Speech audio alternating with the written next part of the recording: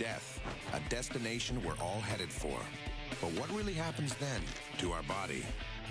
We'll dig deep into the bowels of the crypt, witness a real embalming, check out the latest in casket making, answer burning questions about cremation, turn a Cadillac into a funeral coach, and learn why they're preserving the dead in plastic. Let's take a closer look at the science of death at the mortuary and find out what's that about.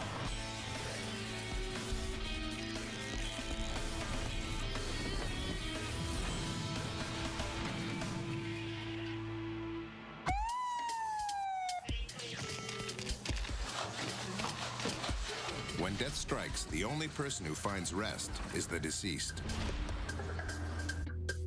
A dead body triggers a series of events that draws on a vast array of scientific and technical specialties, involves dozens of people, and only stops after the body reaches the cemetery. Death is no private matter. It's the focus of a multi-million-dollar industry that keeps innovating. They make coffins that can withstand the ravages of time better than ever before. They can turn the dust of a loved one into a diamond. And they can preserve your body in the name of science.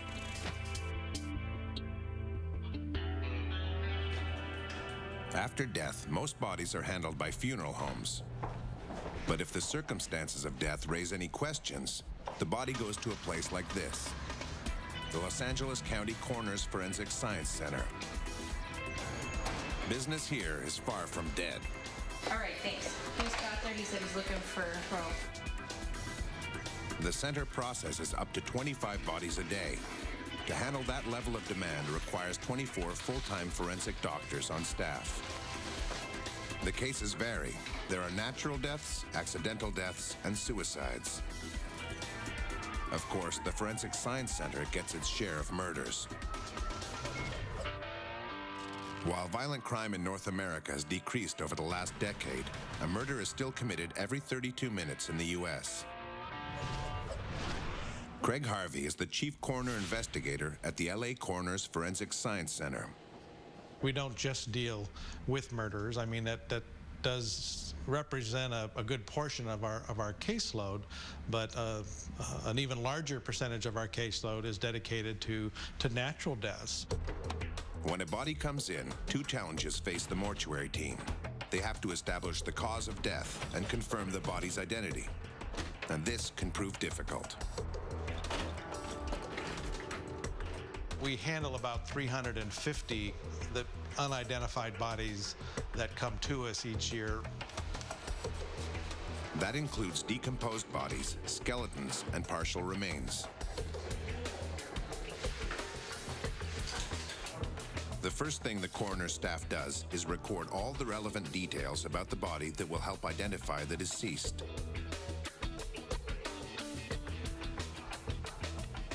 Processing bodies is a race against time because a few minutes after the heart stops, decay starts. Within about 2 hours after death, the blood slowly sinks to the lower regions of the body. This stage is called livor mortis. Then, 2 to 4 hours after death, chemical changes in the body cause the muscles to contract. The body becomes stiff. This stage is known as rigor mortis. The more the body decays, the harder it becomes to identify. But this doesn't stop the coroner's office. Unidentified cases never are closed with us until the person's identified. Forensic technicians weigh the body, measure it, and compare impressions of the teeth with dental records. They also take fingerprints. To do this, the mortuary technicians have to fight rigor mortis and ease up the muscles in the fingers, hands, and arms of the deceased. LiveScan is the latest in fingerprinting technology. The cadaver's finger is placed on the screen. The operator pushes a button, moves the finger across the screen, and the data is fed into the computer. We're able to capture the deceased fingerprints and electronically send them to various fingerprint databases and get responses back within a matter of oftentimes minutes, whereas before it might take hours, sometimes days, literally sometimes weeks. LiveScan uses an automatic fingerprint recognition system located in several agencies across the country. With over 78 million fingerprints on record at the FBI alone, the mortuary team often gets a match. However, about 30 cases a year remain hardcore unidentifiable in LA. There's no record of fingerprints in the system, there's no missing persons report, and nobody seems to be looking for them.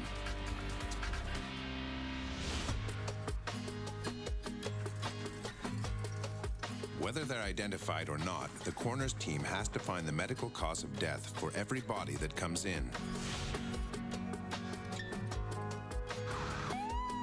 Depending on the circumstances of death, this medical investigation can be as simple as a routine examination by a physician, or it can be more complex and require an exhaustive battery of tests, as well as a full autopsy.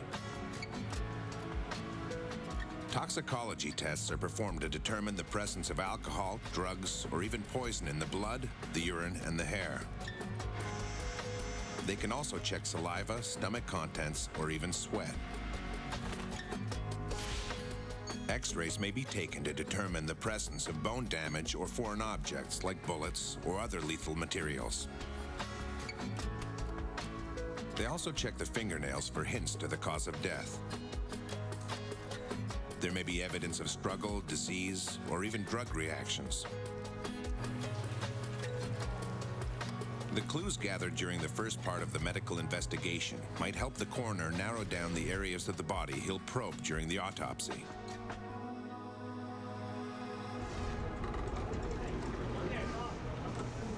The autopsy is kind of a rule-out procedure. You look at everything in the body to see that it's working as it should be working. And so whatever you have left that you find that's not compatible with life, then that's obviously going to be related to your cause of death. During an autopsy, each organ is removed and examined by a doctor. It's weighed, dissected, and then a small section of each organ is collected in what we call a stock jar or a whole jar. They also collect samples of tissue, blood, bile, stomach contents, and urine. If any organ is unusual in any way, a more detailed examination is conducted. These findings help the coroner decide whether the cause of death was accidental, homicidal, suicidal, or natural.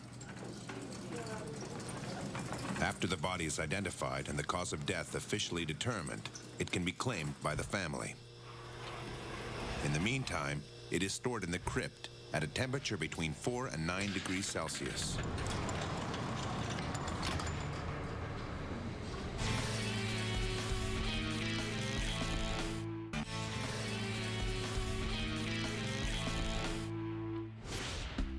Death doesn't come cheap. The average cost of a modest funeral is about $7,000. It's a competitive, multi-million-dollar industry. And there are over 23,000 funeral homes in North America competing for your business. Anderson McQueen Cremation Tribute Center in St. Petersburg, Florida is one of North America's most progressive funeral homes.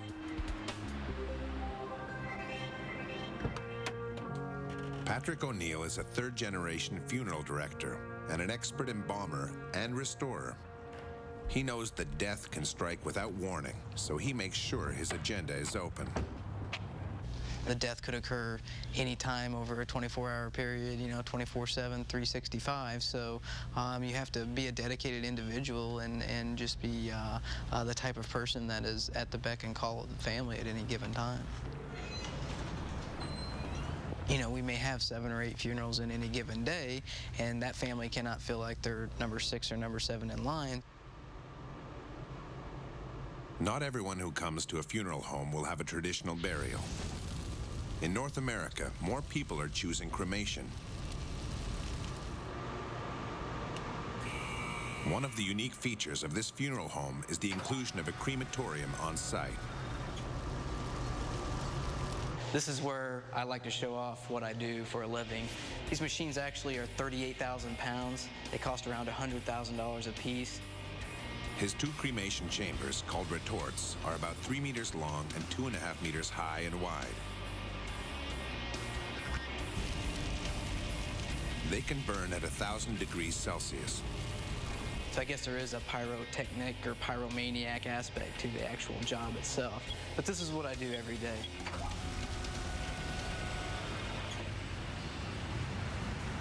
While many modern funeral homes have the cremation ovens located in a warehouse or garage, Patrick's are inside the actual funeral home and visible to the family. They can actually witness the initiation of the process, the cremation process. That allows them to have peace of mind in knowing that they are going to receive their loved one back in the urn that they chose. As part of the farewell, a family member is invited to push the button that begins the cremation process. While the number of people being cremated in North America is increasing, so is the number of urns that are abandoned.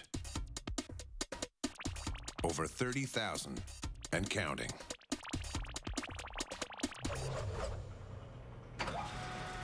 What really happens inside the crematorium once the button is pushed?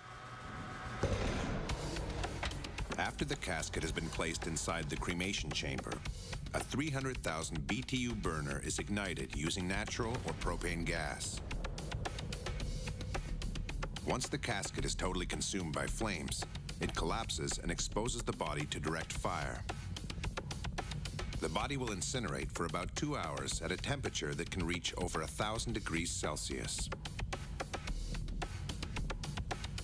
The smoke and gases released are conveyed to the afterburning chamber where they are burned off and then cooled before being evacuated through the chimney. Dr. Steve Looker knows a thing or two about cremation. He's an environmental engineer and he makes retorts for a living. He became interested in retorts while working on another project at a cremation site. It was an interesting concept because I'd never seen a cremated body before, and when we opened the door and I saw the set of remains at the end, it was kind of thrilling. Steve went from knowing nothing about cremation retorts to being one of North America's leading experts. His company, B&L Cremation Systems, ships over 100 cremation machines a year to more than 40 countries. His plant is over 3,000 square meters with room enough for 35 retorts to be worked on at any given time.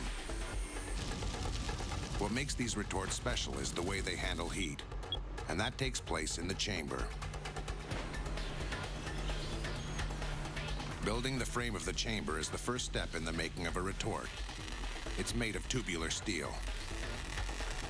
They then place sheets of steel on the inside of the frame and weld them together. They install a first layer of insulation on the inside. The second layer of insulation consists of bricks. These are key. Cremation retorts reach up to 1,000 degrees Celsius for 2 to 3 hours, so these bricks are the first line of defense against the fire. Bricks are very important in the cremation process because they protect the framework of the machine from the intense heat of the cremation process. The bricks are made of aluminous silicate, an aluminum-based sand material, and then chemicals are added as a binder. They are capable of withstanding temperatures of 1,650 degrees Celsius. Queen Victoria's physician was an early proponent of cremation. In the 19th century, Sir Henry Thompson believed that the heat generated in the combustion process would obliterate any lethal germs that were spreading from the dead. If a body contained viruses, the heat of the cremation process is so intense that it has been scientifically proven that nothing can escape that heat and nothing is emitted from the crematory. So the viruses are killed on site inside the crematory. But if the cremation process does kill viruses, it also creates gases. Most of these gases are stopped in the afterburning chamber before being evacuated into the atmosphere. But some do manage to escape, like mercury. Mercury is found in dental fillings, and when a body is cremated, the heat vaporizes it. But these kinds of dental amalgams are less popular with dentists today.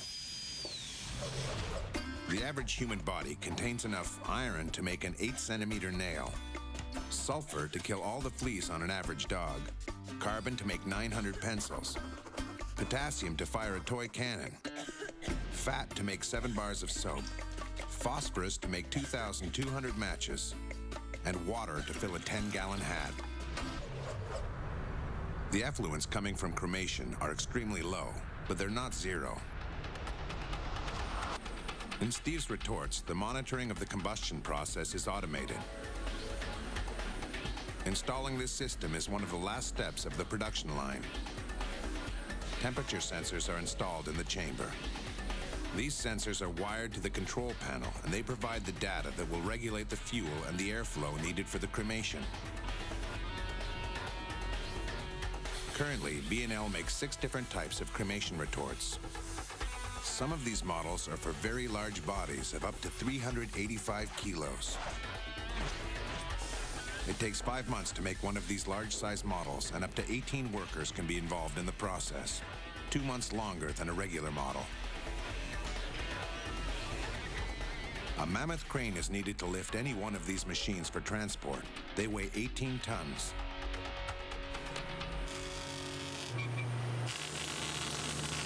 The demand is strong for Steve's retorts, and it's likely to keep up. It's fine by Steve. As an environmental engineer, he's convinced that burial pollutes more than cremation.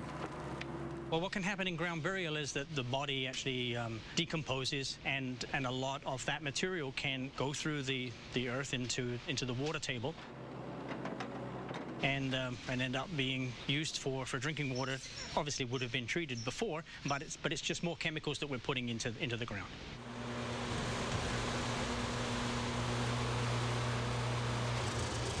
Patrick O'Neill of the Anderson Funeral Home owns 2 of Steve's cremation retorts. After he's fired off the retorts, he monitors the heat and the duration of the process. He estimates that the time it takes to cremate a body is about 1 hour for every 45 kilograms. When the cremation is over, he collects the remains. Once the cycle is complete, what we're left with is actually the bone fragments of the body. The bone fragments don't actually burn. Patrick gathers these fragments for further processing. He uses a powerful magnet to pull away any tiny metal pieces, like dental fillings, and he removes orthopedic remains, like this metallic hip replacement.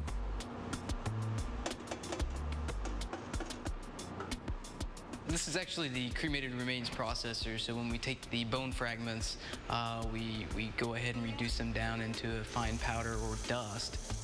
It works like a blender in your kitchen, just more powerful. You're left with about 5 to 7 pounds of that cremated remain residue or dust. And someone has found an unusual use for that dust. A diamond is indeed forever, and now so are the ashes of the dead. LifeGem uses a process that pulls the carbon out of the ashes and turns it into graphite. This graphite can be pressed and hardened into a solid rock, and then cut to look like a real diamond. There are other ways that science can be used to preserve a dead body. Gunther von Hagens is a keeper of the dead. He's an anatomist who's developed a unique method for preserving not just the memory of a person, but their whole body for the purpose of medical science. How? By using plastic. The process is called plastination. The word is derived from the Greek word plastine, which means to shape or to form. And I want to plastinate the human body. It's important to stop putrefaction as fast as possible. To do this, the body is first stripped to expose its most essential features.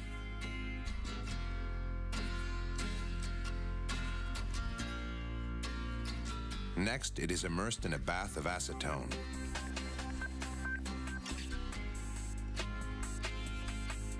The acetone dissolves any remaining fluids and soluble fats. After this, the body is placed in a bath of liquid plastic. It is then dried with UV light to harden the plastic. Gunther uses the method on everything from a full animal body to a small human organ. When I slice the body in 2 millimeter, about 7 hours, 8 hours are sufficient. But when I impregnate the whole body, dissect it, I need 3 months.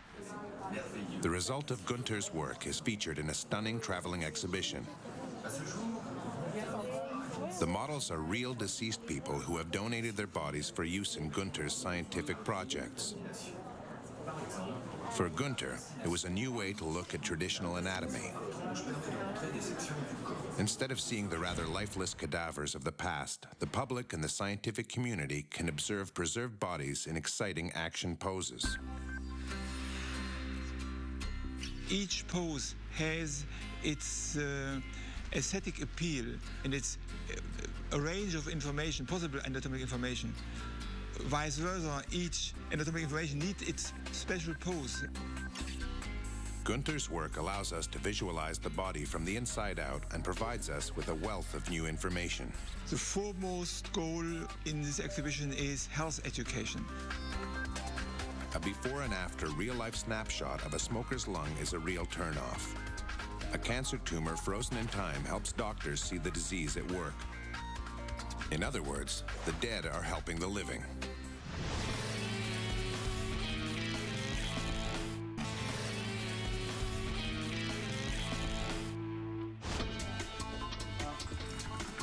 Even in death, there are choices to be made. Cremation, plastination, or burial. And if you choose burial, you can also consider being embalmed first.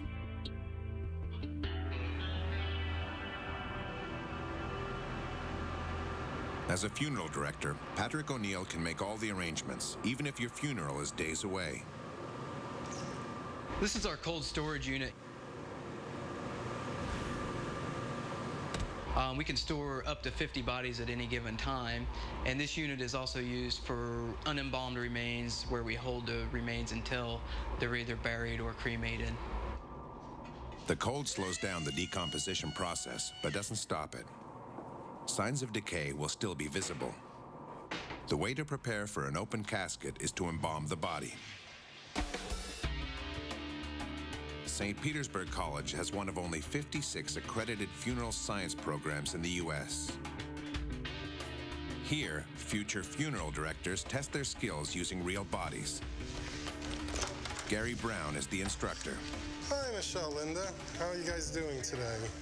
The science we can learn through textbooks. However, the art part of embalming can only be learned by doing it. And we can only do it on real bodies. Before any work begins, embalmers put on their protective gear. This ritual involves footwear, a mask, eyewear or face shield, gloves, and a lab coat. They do this because a dead body is still full of life.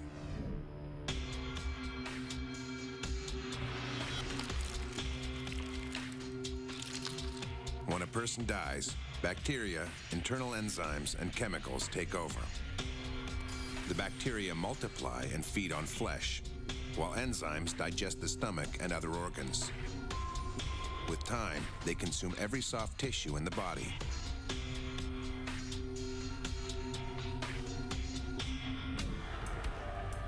The program director at the college is Kevin Davis. In an unembalmed body, the microbes can migrate. Normal microbes that are found in certain parts of your body can migrate to other parts of your body, which makes the entire body infectious. So one of the reasons why we wear our personal protective equipment is to protect ourselves from bloodborne pathogens which may splash upon us as we inject the chemicals into the arterial system. Once the body is washed and disinfected, a piece of plastic is put in each eye of the deceased. When someone dies, the eyes have a tendency to dehydrate and sink in. The eye cap keeps a natural shape. The eye cap also helps keep the eyelid shut. It has little tiny barbs on it that prevent the eyelid from opening up. Embalming replaces most of the blood in the body with specially made embalming liquids that postpone decomposition for a week or so. I don't think his gums are... No?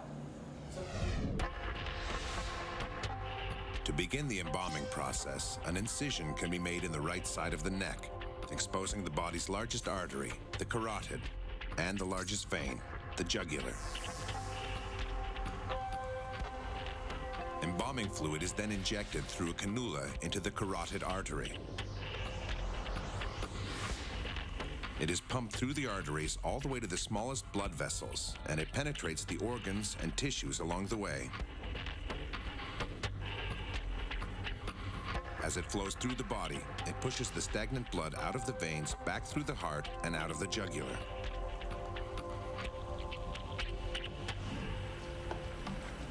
But what happens to the blood evacuated from the body during embalming? What they do with it, you may not want to know. The waste discharge in blood and such that comes out of the body during the embalming process is flushed down into the normal sewer system. The important thing is those bloodborne pathogens that are normally very effective inside the body are not very effective in this local sewer system. In fact, anything harmful in the blood is destroyed there. Before the embalming is completed, the students are instructed to massage the body. When you're alive, your muscles contract, they force the blood through the veins back to the heart. When you're dead, however, your muscles don't contract anymore. So by doing the massage, we emulate that process. So it aids in getting the embalming fluid into all parts of the body. The fluid has a long way to travel. There are 97,000 kilometers of blood vessels in each human body. That's enough to go around the entire planet more than twice. Embalming isn't the only thing a funeral director might do to prepare a body for burial. But a lot of it depends on the condition of the body. In some cases, the funeral director will have to go one step further and reconstruct the body. The job does entail artistry and chemistry. Chemistry, because you have to select the different types of chemicals that are suitable for each body type or composition. You run into something different every day. No two bodies are alike on this earth. And then artistry, you need to recreate a picture for the family to remember. Oftentimes that's going to be their last or final memory of their loved one. If a person dies in an accident or any other traumatic circumstances, the funeral director is sometimes called upon to reconstruct the face of the deceased. Patrick O'Neill is an expert and often teaches at the college. Facial reconstruction is a small but important part of his workload. You're probably looking at about 3 to 6% facial trauma or disease, anything on the face that needs to be reconstructed. So. The face is delicate and a challenge for funeral directors. What we see the most is going to be the nose, cheeks and eyes, sometimes the chin, maybe a little bit in the mouth. Unlike embalming, students can practice using plastic skulls and applying a special wax to form the damaged body part. After the feature is properly formed, they use cosmetics for color and texture.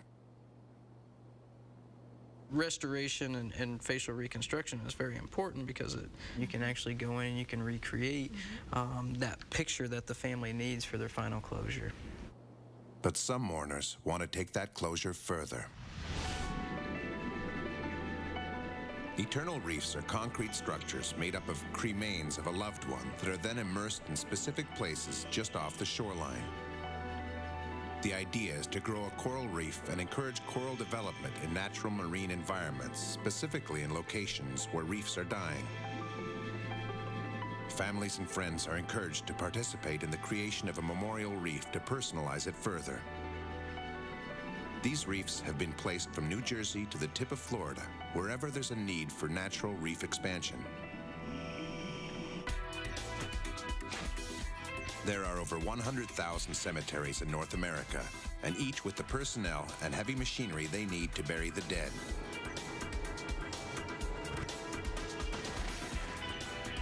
For a final resting place, cemeteries offer a quiet burial plot or a distinguished mausoleum.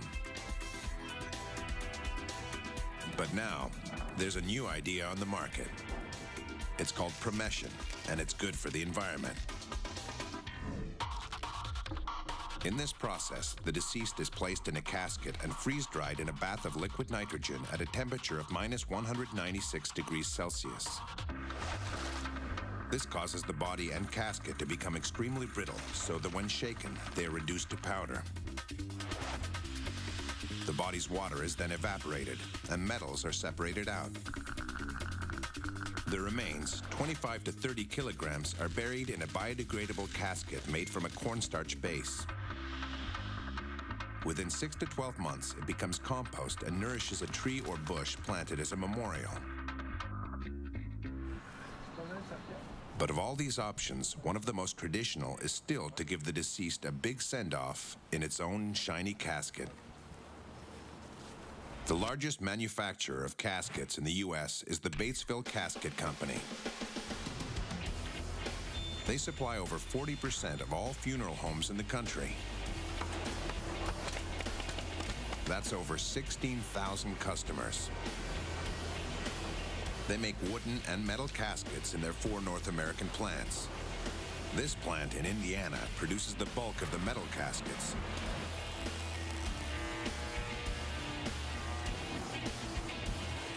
The plant manager is Todd Dennis. We make 1,000 caskets a day. It comes off the line every 55 seconds across 2 shifts, and we're able to supply our customers. That is our customer demand right now. The first thing you notice about this complex is its size, almost 50,000 square meters. This plant makes 200 different designs of metal caskets. There's well over 249 parts within a single metal casket. It all starts with a roll of steel, which is cut to length and then placed in a 1,500-ton stamping press. We have 7 different presses that form the part, trim the part, give you the final shape, the outside appearance of the casket.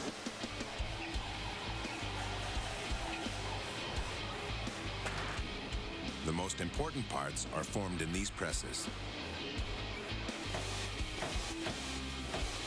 Smaller parts like the bolts, brackets, structural supports, and hinges are also manufactured on site. Once the parts are manufactured, they're moved to the assembly line.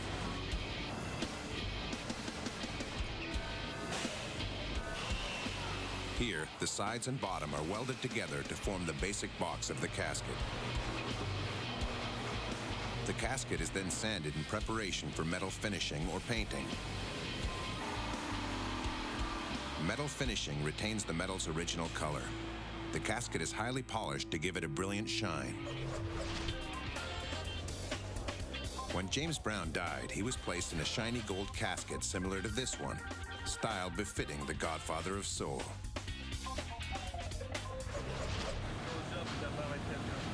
The painting of a casket requires a more detailed procedure, so the painting area runs 16 hours a day. Currently, right now, we have 20 standard colors, and then, of course, custom colors. We can mix and match any paint that you can get. Once the casket is painted or polished, rubber gaskets are added along the edge, and all the hardware is installed on the outside.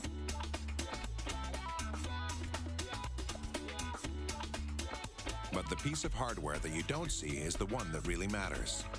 To ensure the casket will last underground, a strip of magnesium is spot welded to the bottom. The magnesium sacrifices itself by attracting the rust away from the metal of the casket.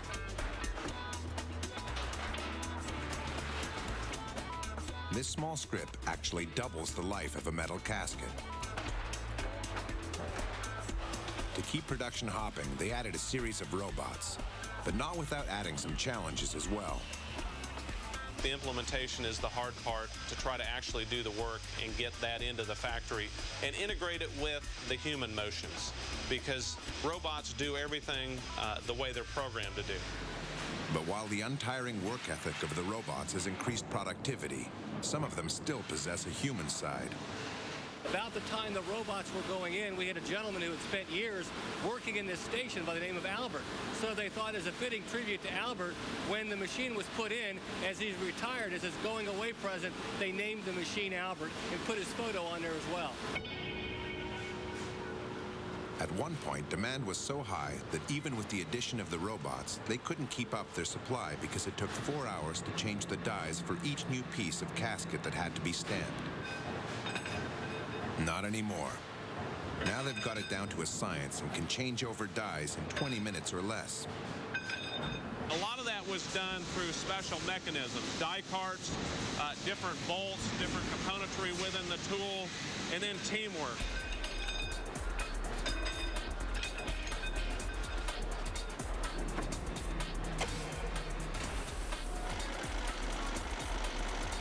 For a final touch, Batesville offers to personalize the interior of the casket. They offer thousands of embroidery designs, but they can also make them to order.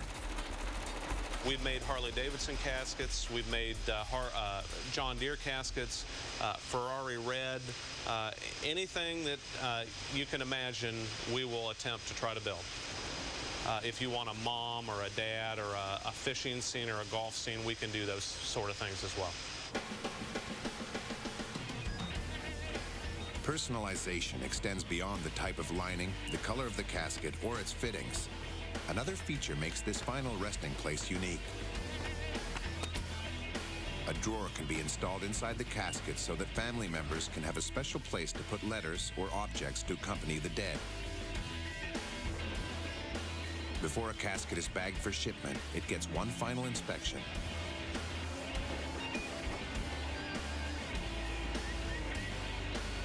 Finally, the casket's barcode is scanned to determine if it's to be placed on a truck immediately or temporarily stored in their automated warehouse for future shipping. Speed is a challenge on both lines. And often how we overcome that is we may have to fly a product to a family or to a funeral home to serve that family. One of these caskets will run you anywhere from $1,400 to $10,000.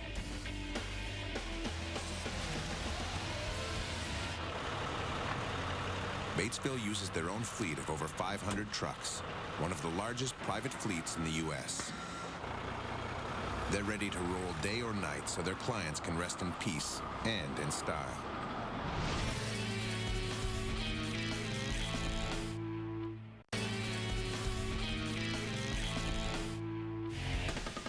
While the dead are in no hurry, everybody around them seems to be. From the mortuary technicians to the funeral directors, the embalmers and the casket makers, everyone works around the clock to put the body to rest and help the living find peace. The trip to the cemetery is a trip you don't come back from. So for some, this last ride has to be the best. The classiest wheels, the most spacious interior, and a chauffeur. It takes a lot of work to make a standard vehicle into one of these. They are the work of AccuBuilt, North America's largest funeral coach builder. The president here is Don Kuzakria. In a typical year, we'll build anywhere from 1,250 to 1,400 funeral vehicles. This street machine will be totally transformed into a single-purpose, casket-carrying luxury funeral coach in about 3 weeks. To do this, they take perfectly good Cadillacs and Lincoln Town cars, cut them in half, and rebuild them from scratch. Although these cars may look like regular Cadillacs, they're far from it. First, they cut the body away, from the windshield to the back bumper. They extend the chassis by 32 to 47 inches, raise the roof, and fit an all-steel roll cage into the frame. They also weld steel reinforcements on key parts of the chassis. This adds a lot of weight to the car, and that, coupled with the fact that it's oversized, could make the coach prone to rollovers. But since funeral coaches don't barrel down the road at top speeds, the addition of the roll cage is more like a safety feature, a protection against a freak accident. One of Don's souped-up caddies was put to the test. From what I was told, a pickup truck ran a stop sign at a T intersection, hit the funeral coach and pushed it over the side of an embankment, and it rolled down, I think, at least 100 or 150 feet, something like that. It landed on its wheels and it was able to be driven. Once the roll cage is completed, custom body panels are mounted. They use an 850-ton Erie press to create the exterior door from a single flat piece of steel, and a 6-axis robotic laser to cut 3-dimensional formed pieces like interior panels. The advantage of that is you get a much more precise part, you get a much stronger part, you get a part that's less likely to rust. They use a high-tech CNC wood router to guarantee a perfect fit of panels inside each of their funeral coaches. The metal is finished and then painted in sealed downdraft chambers. Funeral coaches are not all black or gray. If a funeral home wants to add a coach to its fleet, the paint shop may have to match a very specific color, even one that was last used in the 70s. Next comes the wiring. This is all hand done. They use hundreds of meters of electric cable in each vehicle. They spray on a special glue to hold the vinyl top. The vinyl was chosen from dozens of colors and then custom cut.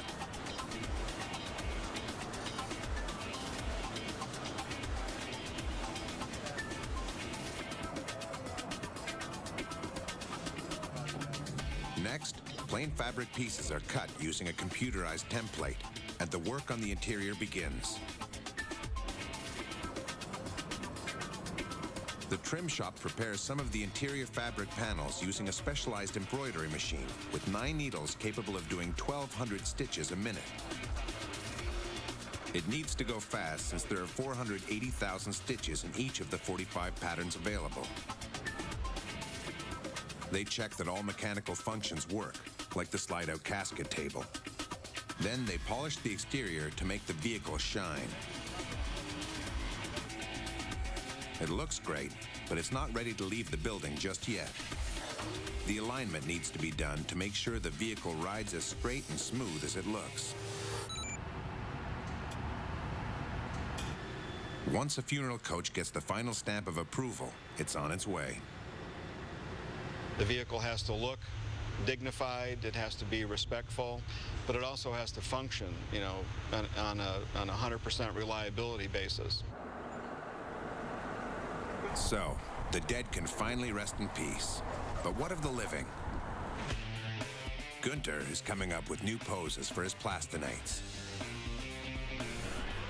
Craig gears up for more bodies to arrive because death doesn't take a holiday. Patrick will be ready to embalm the body.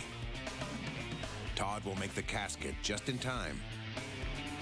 And when death strikes, the cemetery will have a burial site ready for any body coming from the mortuary. And that's what that's about.